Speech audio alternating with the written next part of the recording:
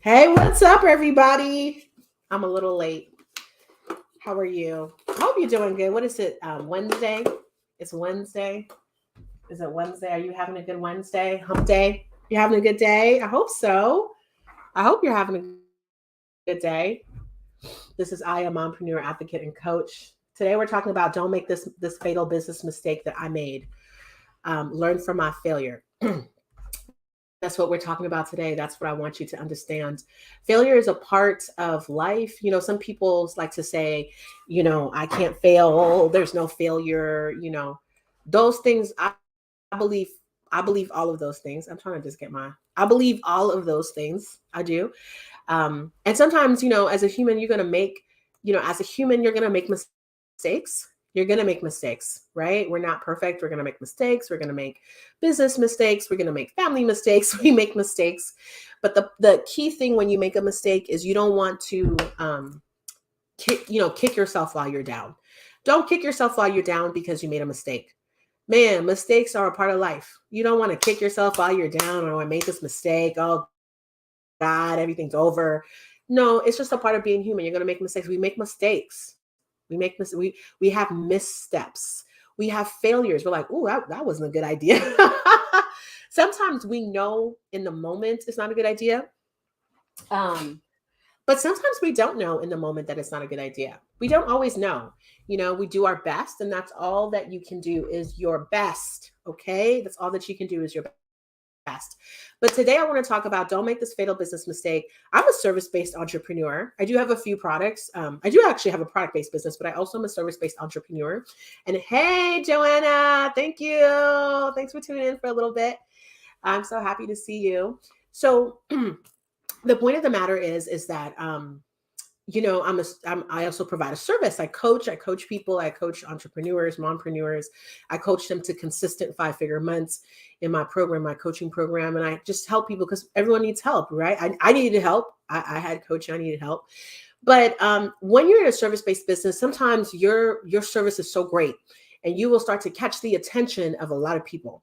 People will be like, oh, I love your service. Oh, I love what you do. Oh, I love that you do this. I love that you do this. And they want to, let's say, like, retain you. They want to retain you. They're like, oh, this is so great. Let me retain you. Oh, this is so great. Let me retain you. I want to put in the comments, if you want to come onto the live, you can. Oh, I want to retain you, X, Y, and Z. And this could be in coaching. This could be in art. I know, Johanna, you do art. This could be in any type of service. Like, I want you to be the person that does my hair. I want you to be the person that does all the lawn. And all of a sudden, hey, hey, Sarah. I just had this amazing conversation with Sarah. Everyone, stop what you're doing and follow him. I just had this great conversation with him. He is helping dads tap into leveling up in their families, in their dad life. I mean, he's brilliant. He has a really interesting perspective, and he touched me. Like, one of the things he said was very touching, and I'll let him say it, but it was very touching, and I think you should definitely follow him and get all the dads in your life to follow him. So anyway, so that happens, and that's great. So basically, you get your dream client. So your dream client, you're making beaucoup money, and they want to retain you. And maybe you're just a one-person team, maybe you're a two-person team, maybe you're a three-person team. It's not, it's kind of not a thing, and they want to retain you, and then you go all in with them. You have a contract, everything, all that good stuff, and you go all in with them, and it's good money, and everything's great, and it's just working out. But all of a sudden, because sometimes business owners don't actually tell you what's going on in their business, they don't tell you what's going on. They don't tell you what they're about to do. They just don't actually tell you. All of a sudden, it's time to renew your contract, and they're telling you something different. They're like, oh, I can't do that. I need to minimize my services. I can't move forward with you. And all of a sudden, you just have been in this contract for a month, 2 months, 3 months, 6 months, 9 months, a year, whatever, and you don't really have other people because you were so busy delivering your service. You were so busy delivering your service. Because you're such a great service provider. You were giving them everything you had. You were doing this, and and maybe you're not in a place where you have multiple employees, because in a service-based business, there's really only way to grow. There's only one way to grow in a service-based business. Um, that's hire employees. No, seriously. That's why human capital is extremely important. Human capital is extremely important because everything is not scalable. There are things that are not scalable unless you have humans. Let me tell you an interesting story about Stripe. So Stripe, if you stripe.com, if you've never heard of Stripe, they're an online payment processor. And they were doing good. I love Stripe. I think they have really good business ethos. And during the pandemic, everyone started like having businesses online and they needed Stripe to be able to get money online. And Stripe during that pandemic, those 2 years, they hired like so many people because their business just started to boom. And even though they're an online based business and we're interacting with them online, they needed people to grow their business because they're providing a service, which is, we're going to help you process your credit card payments. So that's what they were providing. So the link is in the comments to join my live. So please come and join my live if you like to. So that was what's going on. So now it's slowed down. And I read Stripe had to let go, I think 11 to 13% of its workforce. I read what they wrote to their employees because I was really interested in Stripe, and I read what they wrote, and they talked about how they needed so many more people to actually do the work during that time. I mean, they were so busy. So they needed those people to move forward in their business. And now it's slowed down. It kind of balanced out. And unfortunately, they don't need the people, so they cut the staff. So this is very powerful to me because people can villainize them, but they're not villains. They had a business, they had a service-based business, they were providing a service, it started to explode and they needed to hire more people.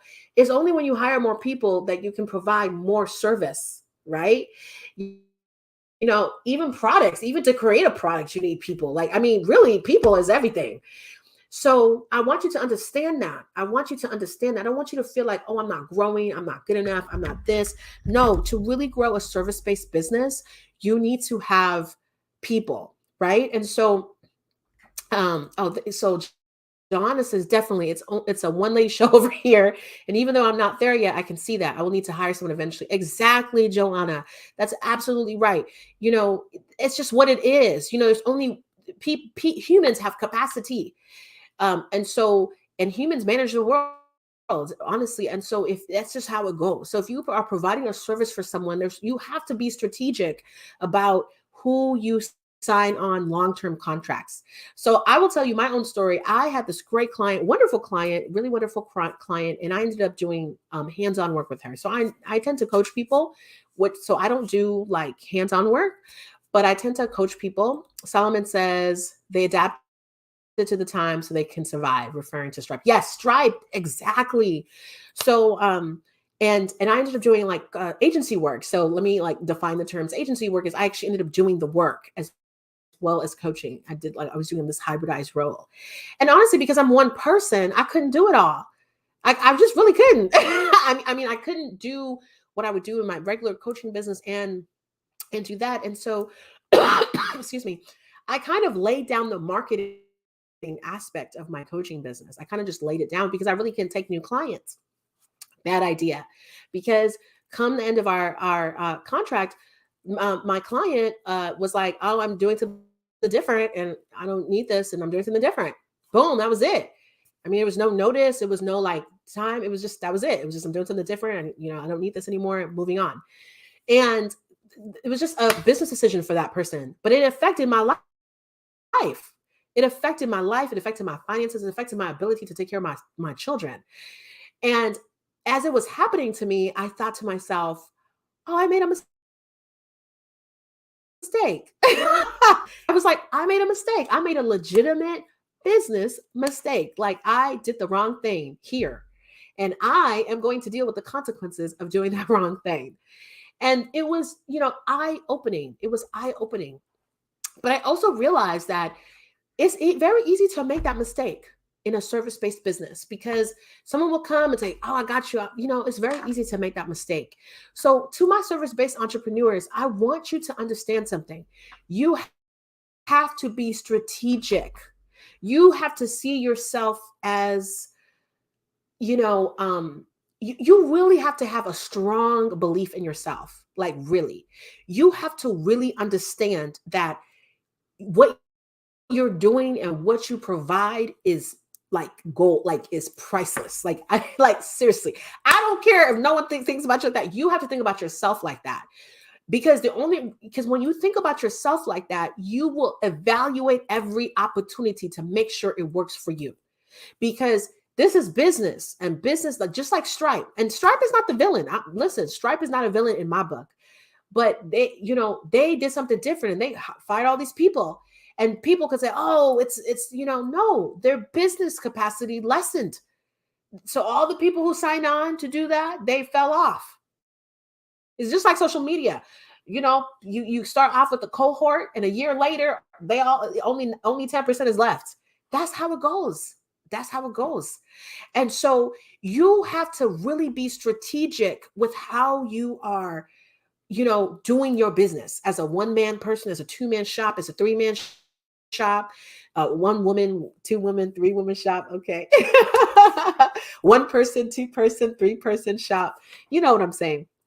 So what I'm saying is, as a solopreneur, so let's say you are by yourself in it, you really, I mean, you cannot be driven by the paycheck, by you can't, you have to really say, what is my long-term vision for myself? What is and stick to your long-term vision for yourself. People will say, well, you got to pay the bills. You do have to pay the bills. You do have to pay the bills. But a lot of times I think people get so upset about marketing companies, because you'll have a boutique marketing agency, and they'll be doing marketing for someone. It's only so much you can do to do it well. Every business owner should become their number one marketer, because you care about it the most. Someone else, it's like a job for them. So done for you services agencies, they're not trying to hurt your feelings, but they have a bunch of other clients they have to work with. So they got to get it done, and you have to keep that in mind. In business, it's important for you to see the whole perspective. Don't just see things from your perspective. Don't just see things from your perspective. See things from the whole perspective. Learn from my mistake. I was I work alone. I do have some contractors that do, like, my graphic design. I write all my copy. I have some people who help me with my website. I have I have a leadership team, actually. So but generally speaking, I'm the one doing the coaching, and I'm the one who's, creating the content. So when I'm coaching you, or if I offer services to you, I'm the one actually giving that to you. So as a result of that, I should have thought about that. I can't stop marketing for my business for someone else's business. Why would I do that? But I did that because I couldn't fulfill the promise to that other person. I couldn't fulfill the promise if I was doing that. So I had to lay one thing down. And when I look back, never lay down your business. Never. Okay? Never. Repeat after me. Never lay down your business for somebody else's business, ever. So as I realized that, it's a hard lesson I had to learn. I'm so grateful for it, though. It's a blessing. I'm so grateful I learned this lesson. I'm so grateful. I can't even tell you. So Johanna says, for sure, I turned down a gallery because their marketing efforts didn't align with my own. No one markets my, come on, Johanna. No one markets my paintings like me. Come on. Come on. That's it. That's it right there. And so what I'm not saying is that you will not use other people to help you market, but you should be the genius and the brain behind your marketing. You will use other people to execute and stuff, but you should always be the genius. And you have to understand that your business needs continual marketing. Your business needs continual marketing. Your business, people are listening, and you have to show up every day. It's not one day. It's not one thing. It's every day, every day, every day. And it doesn't matter if your calendar is booked. If your calendar is booked, market more, because now you can really pick and choose who you want to work with. Market even more. Spend some more money on marketing. So now you can really pick and choose and have the best of the best that you want to work with and stuff like that, the products that you want to do. So that's my story. Learn from my mistake. I made a mistake. I don't want you to make this fatal business mistake. I want you to thrive in your business. So don't do what I do. Like, I know sometimes I've learned, experienced such a wonderful teacher, but there are some things I don't want you to experience. I don't want you to experience what I experienced when I made that mistake. So that's what I have for you today. Thank you so much for watching. I'll be here tomorrow. I go live every day, sharing my business insights, my business wisdom, and my mommying wisdom. And I do that. If you need me to, so I offer some few things for folks. If you need me to coach you, if you like my ethos, you like my vibe, and you need help in your business, I help business owners get to consistent 5-figure months, mompreneurs. So basically what that means is I'm going to coach you in my coaching program. You have two options, one-on-one or group coaching, to really get to consistent 5-figure months. We can, and 5-figure months starts at $10,000. $10,000 and all the way to $99,999, right? So 5-figure months is really big. Can you imagine making $50,000 a month? That's a blessing. So my point in saying that is to say to you, we want it to be consistent though. We want to avoid the up, down, up, down. So teaching you what you need to do to get it consistent, because it's not one thing to do. It's actually a number of things to do. And it's a number of things to do all at the same time. So it's not just one thing, it's a number of things.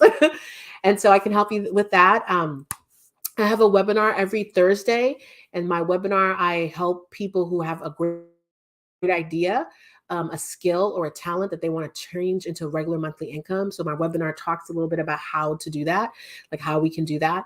And so you should come to, I do it every week. It's live. It is a paid webinar. It's live. It's every week. And I talk to people about that. And I think it provides phenomenal value if you don't know what to do and you want to kind of get a decent blueprint of what to do. And then I have a book. You can get my books. And anyway, all my comments, all my links are below. And so I'm really excited to be here, to just for you to be listening to me. I wish you well. And I want you to know you can succeed in your business. It is possible. You can thrive. You can thrive in your business, and you can thrive in your business even as you raise your children. We have to do this together. Together, we can do it together. We can go far. All right. I'll talk to you guys. Love you. Bye.